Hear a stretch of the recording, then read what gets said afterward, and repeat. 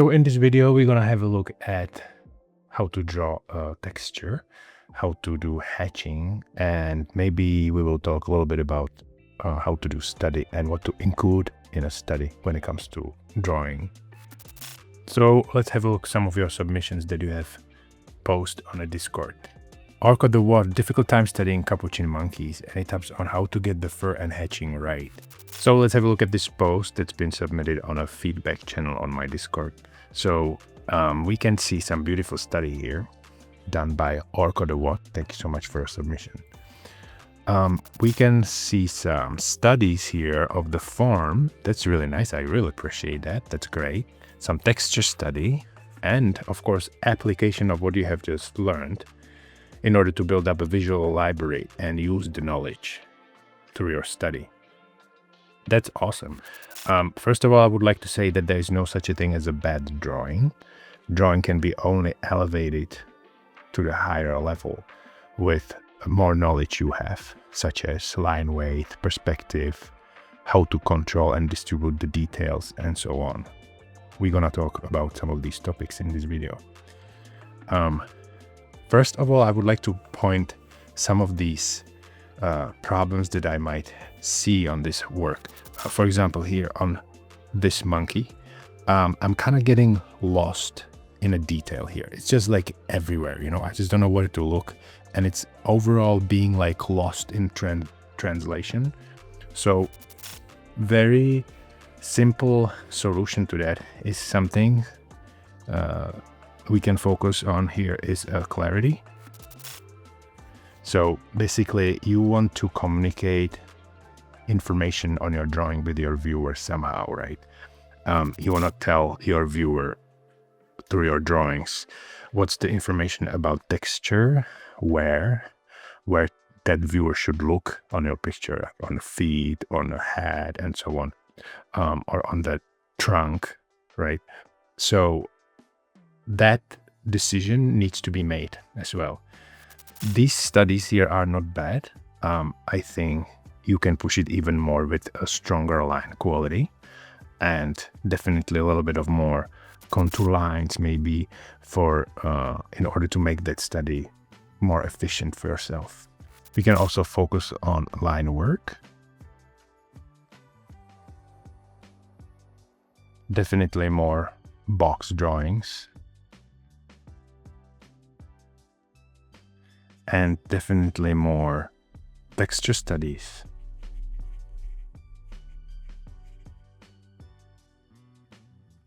So yeah, again, thank you so much for submission, and let's have a look at some solutions. I definitely want to mention before I even start to draw and talk about some of these problems, make sure that you are studying the subject from some really good references. What does it mean? Your studies should always include reference images of that subject that you're trying to draw from the profile view, three-quarter view, and maybe some details of that subject, such as in this case can be a face of the monkey, hands of the monkey, legs, tail, some more close-up studies, okay? You're trying to get familiar with the whole subject, not just the overall picture. So here you can see when I'm trying to get familiar with something that I want to study, I always start with drawings, very simple gestural drawings, very quick sketches from the profile view, because I want to study proportions, okay, of this monkey. And I also want to split this structure maybe into some sort of like a main parts. I'm also drawing a knowledge here from human anatomy, because primates are very similar to human body. So I know that when I'll be studying monkey like this one, I know that there's three primary structures such as head, torso, and pelvis. So I'm paying attention to it, how it's positioned. That's just something you're gonna get through the human figure drawings and so on.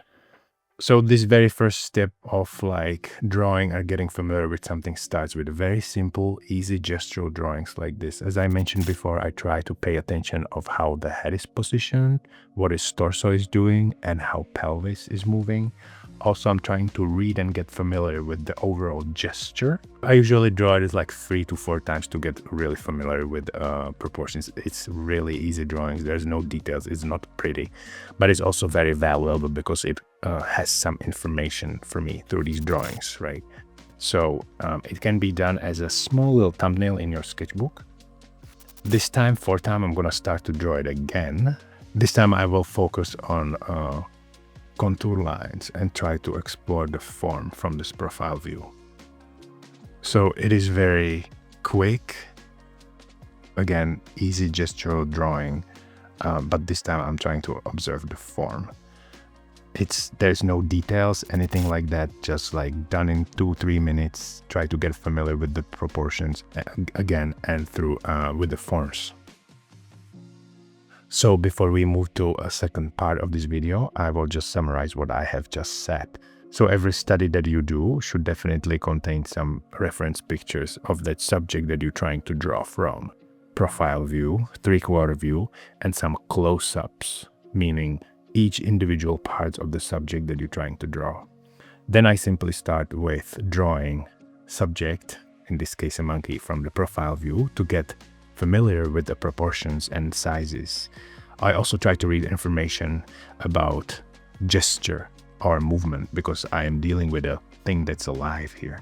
I also try to think about some main structures, what holds that whole body together. In this case, it was the head, torso, and pelvis. After I'm done with the quick little studies of proportions, I usually move on to studying of form and texture with the use of contour lines. Of course, this takes more knowledge than just drawing lines over the shape. You should definitely know something more about perspective and drawing primitive forms in three-dimensional space, such as cylinder, pyramid, cone, and so on. So don't forget to practice these at all times.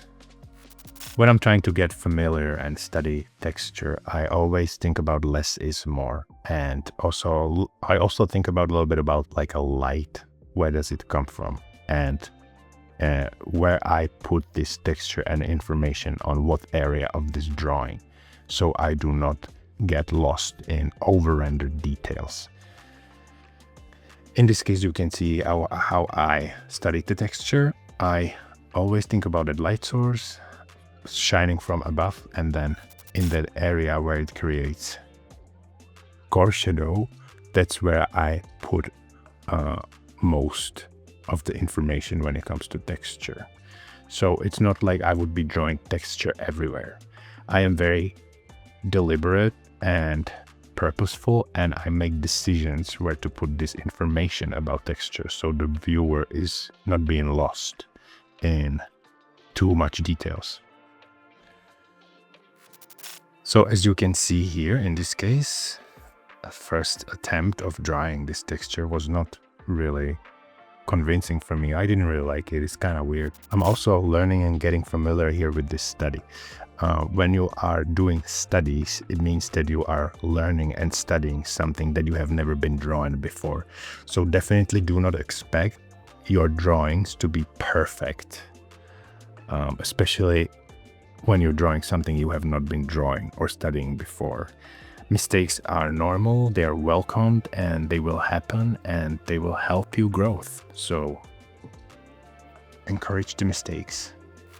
When I do rendering and when I do studying of the texture, I always pick some part of my image or my sketch where I want to give it most love and rendering and information. Rest of it I just don't render as much.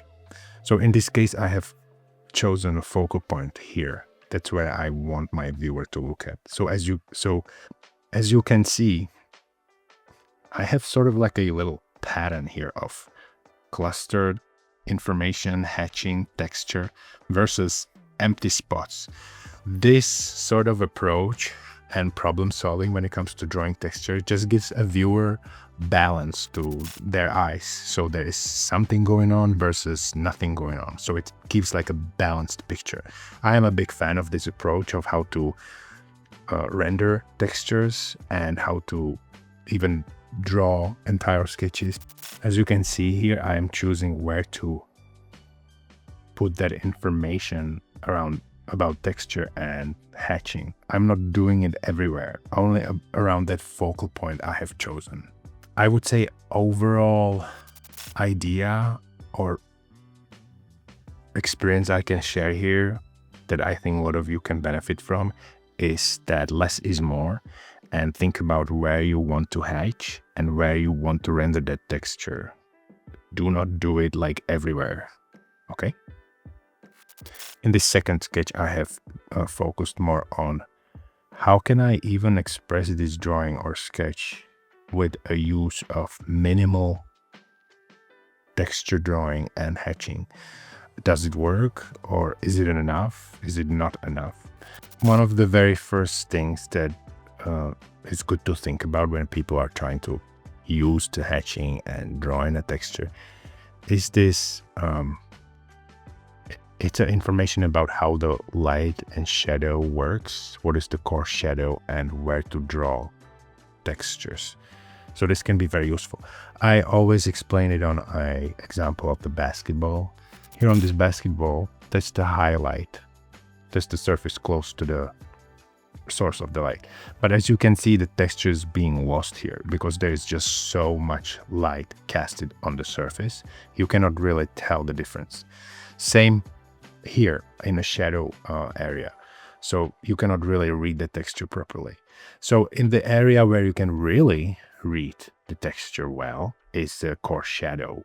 That's the place where light meets the shadow. So the surface in a core shadow is actually creating great information of what is going on with texture. So how does that translate to our monkey study? So from above, there's a light source, right? And as you can see, it can be broken down into some sort of like a primitive forms, right? So maybe these areas here, that's something where I would like to put the most information about the texture. Only just to indicate the texture, not to render every little hair. So as you can see on this traditional drawing example here, I have chosen to draw the texture and hatching only in the area where that shadow meets the light. I'm also making decisions based on my experience here and thinking about less is more. I do not want to over-render this picture. I want to only slightly indicate the information about surface and what is going on, so my viewer is not overwhelmed when they're looking at my drawings. Next to it, feel free to draw a little study of the texture and hatching on a cylindrical form or a spherical form, just to practice how to distribute the information about the texture. Okay, here comes some real life examples of how I use texture and details and how I think about some design choices. So here on this study of the wasp, I really like to write down some notes about interesting notes of what I read when I study subjects such as animals and so on. Everything I draw, I also try to read something about it and find some interesting information, and I write it down. Why do I do that? It's because I'm also a concept artist, so because of these interesting notes I have wrote down, it sparks up the ideas and open up the creative juice flow for the character design or prop designs and so on. So I definitely encourage everyone who wants to do some studies and then some original ideas or design thinking, write down some notes and it will definitely spark up some ideas. Here's how I approach of studying a hippo, because there's no fur on anything. The surface is very smooth and wet, so I was really forced to make some decisions when it comes to shapes and contrast, focal point, and so on. So yeah, that was fun. Here's another example of how did I deal with the drawing of texture and hatching. I have done it only where in the area where the core shadow meets the light, so not everywhere. I just imagined light source comes from above, so I have drawn the texture only around here. Again, I wanted to achieve the balance of detail and no detail. Here is an example of how I use this thinking in a design product. So I have bought these shoes and I have drawn a texture or pictures only somewhere, not everywhere, just to maintain and keep that balance. Just in my opinion and my experience and my taste is that I do not want to render or draw pictures everywhere, just to have that nice balance. So in this second attempt of drawing a texture and playing with the texture and rendering, I have just made a decision to try out what is gonna happen when I will use only minimal drawing texture and minimal contour lines. So as you can see, there's many ways of how to render. It also depends on what kind of drawings you like and what kind of style of renderings you prefer. I personally like to go with more graphical shapes and graphical rendering with the use of contour lines and hatching only somewhere. Here on the fourth attempt of getting familiar with this subject and texture, I have created something I'm okay with and quite happy with. I have used some contour lines, I have used some hatching only somewhere around my focal point. I have also designed some shapes that I have not seen a reference picture, but I have made those decisions based on experience and what I like and what I have been drawing before. Drawings are not accurate representation of a reality, it's a perception of a reality. That means that you will also need to think about how you can translate that real life object into some sort of visually pleasing sketch, drawing, artwork. It's up to you. That also comes in hand with experience, knowledge, and ridiculous amount of mistakes you make on your art journey. So as you can see here, we have 4 different ways of rendering, 4 different ways of expression of how to use hatching and texture. As I said before, there's many great artists and ways of how to deal with this problem of rendering. Learn it, learn some ways, but do not be a slave to it. At the end of the day, it will also depend on your personality, on what you like, on your life experiences, what you don't like, on your taste, and so on. So definitely be open-minded, experiment with your drawing styles, as well as studying materials, and most importantly, have fun. And I will see you in next video.